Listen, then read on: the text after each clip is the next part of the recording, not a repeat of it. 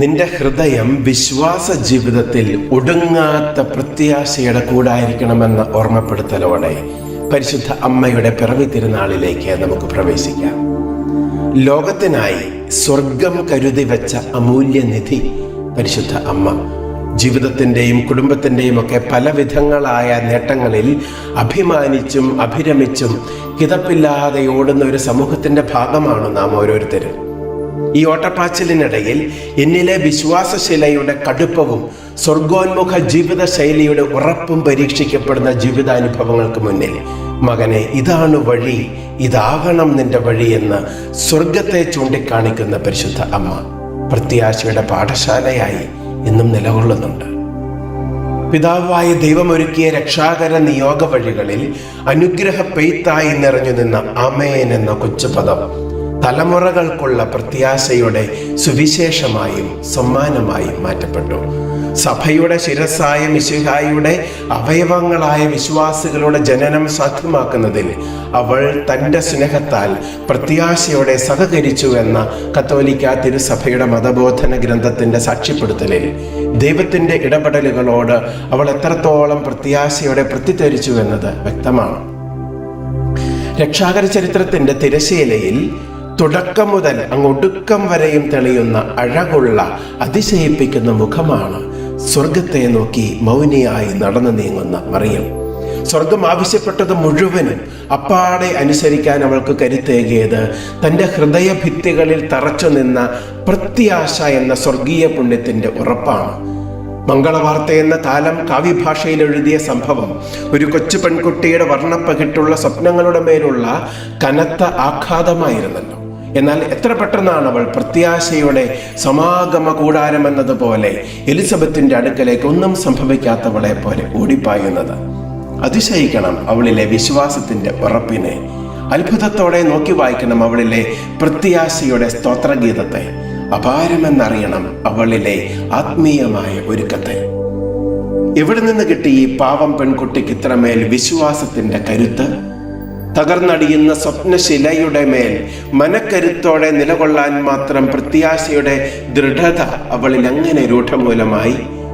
ലോകത്തിന്റെ കുറ്റപ്പെടുത്തലുകൾ ഏൽക്കേണ്ടതായ സംഭവ വികാസങ്ങൾക്ക് മുന്നിൽ ശക്തനായവൻ എനിക്ക് വലിയ കാര്യങ്ങൾ ചെയ്തിരിക്കുന്നു, അവിടുത്തെ നാമം മഹത്തരമെന്ന് ഘോഷിക്കാൻ മാത്രം ധീരമായ ദൈവാശ്രയബോധം അവൾ എങ്ങനെ സമ്പാദിച്ചു? പീഡാനുഭവങ്ങളുടെ ക്രൂരതയെ കണ്ണു തുറന്ന് പച്ചയോടെ നോക്കിക്കാണാൻ അവൾക്ക് എങ്ങനെ കഴിഞ്ഞു?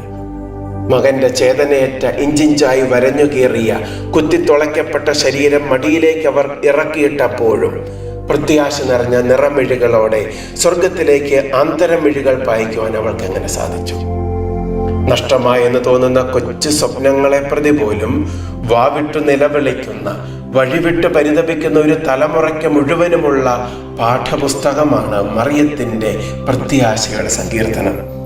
മറ്റൊന്നും ചെയ്യാൻ പറ്റാതെ വരുമ്പോൾ ദൈവേഷ്ടം നടക്കട്ടെ എന്ന് ഒടുവിലായി മാത്രം ആവർത്തിക്കുന്ന പുത്തൻ തലമുറയുടെ മുന്നിൽ അത്ഭുതങ്ങൾ ഉണർത്തുന്ന പ്രത്യാശയുടെ ലുത്തിനിയായി മാറുന്നു നന്മ നിറഞ്ഞ മറിയമേ എന്ന ജപവും അതിലെ ആന്തരികതയും. ഏതു പ്രതിസന്ധികളുടെ മുന്നിലും പോംവഴിയേക്കാൾ ആദ്യം കാരണക്കാരെ അന്വേഷിക്കുന്ന കാലികമായ ലോകശൈലിക്ക് മുന്നിൽ അഴകുള്ള മരിയ മൊഴിയായി നിലകൊള്ളുന്നു അവൻ പറയുന്നത് ചെയ്യുവിനെന്ന മറിയത്തിന്റെ ഇടപെടൽ. നിലച്ചിരിക്കാതെ വന്നുപെടുന്ന ദുരന്താനുഭവങ്ങൾക്ക് മുന്നിലൊക്കെ പെട്ടെന്നങ്ങ് പകച്ചു പോകുന്ന, തളർന്ന് താഴുന്ന, ജീവിതം തന്നെയും പൊടുന്നനെ അവസാനിപ്പിക്കാൻ മടിക്കാത്ത ന്യൂജൻ മക്കൾക്ക് മുന്നിൽ കരുത്തുള്ള ജീവിത കഥാപാത്രമായി ഉദിച്ചു നിൽക്കുന്നു അങ്ങ് കാൽവരിയിലൂടെ മൗനിയായി നീങ്ങുന്ന മറിയം.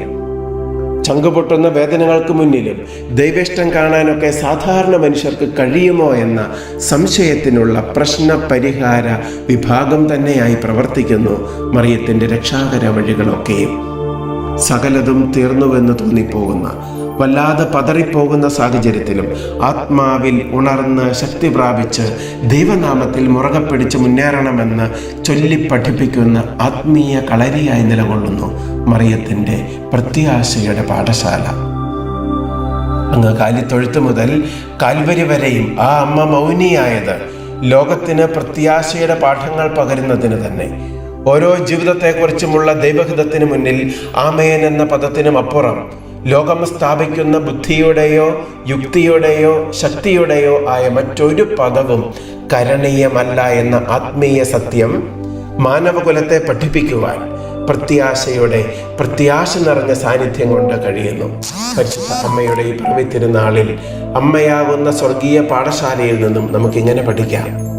ചിരിക്കാൻ കഴിയാത്ത ചുറ്റുപാടുകളിലും ഹൃദയപൂർവ്വം ചിരിച്ചുകൊണ്ട്, ക്ഷമിക്കാൻ കഴിയാത്ത സാഹചര്യത്തിലും നിരുപാധികം ക്ഷമിച്ചുകൊണ്ട്, അലസതയിൽ കഴിയാൻ താല്പര്യമുണരുമ്പോൾ കഠിനാധ്വാനം ചെയ്തുകൊണ്ട്, വിയോജിക്കാൻ വ്യഗ്രതയുണ്ടാകുമ്പോൾ പൂർണ്ണമായും ഒരു കാരണവും തേടാതെ ഒന്നിച്ചു നിന്നുകൊണ്ട്, അവരൻ്റെ കുറവുകളിൽ എന്നിലെ നല്ല ശമറായനെ ഊതിത്തളിച്ചുകൊണ്ട്, കൂടെയുള്ളവരുടെ വീഴ്ചകളിൽ കൂട്ടായും ബലമായും കൂടെ നിന്നുകൊണ്ട്, നിരാശയിൽ കഴിയുന്നവർക്ക് പ്രത്യാശ പകരുന്ന സാന്നിധ്യം സമ്മാനിച്ചുകൊണ്ട് നമുക്കും പരിശുദ്ധ അമ്മയുടെ നന്മ നിറഞ്ഞ മക്കളാകാം. ജീവിത വഴികളിൽ ജപമാല നമുക്ക് പ്രത്യാശ പകരുന്ന ആയുധമായിരിക്കട്ടെ. സങ്കട വഴികളിൽ സ്തോത്രഗീതങ്ങൾ അധരങ്ങളിൽ നിന്നും അന്യമാകാതിരിക്കട്ടെ. കടന്നുപോകുന്ന കാൽവരി അനുഭവങ്ങളിൽ പരിശുദ്ധ അമ്മയുടെ മുഖം നമുക്ക് ബലമേകട്ടെ. സ്വർഗം കൂട്ടിനുണ്ട് എന്ന പ്രത്യാശയുടെ തണലിൽ അമ്മയോടൊപ്പം സ്വർഗത്തോളം വളരാം, സ്വർഗത്തിലേക്ക് വളരാം. പരിശുദ്ധ അമ്മയുടെ പിറവി തിരുനാളിൻ്റെ മംഗളങ്ങൾ സ്നേഹപൂർവ്വം നേരും. നന്മ നിറഞ്ഞ മറിയമേ സ്വസ്തി, കർത്താവു നിന്നോടു കൂടെ, സ്ത്രീകളിൽ അമ്മേ അനുഗ്രഹീതേ നീ, ഉദരഫലമീശോ അനുഗ്രഹീതൻ.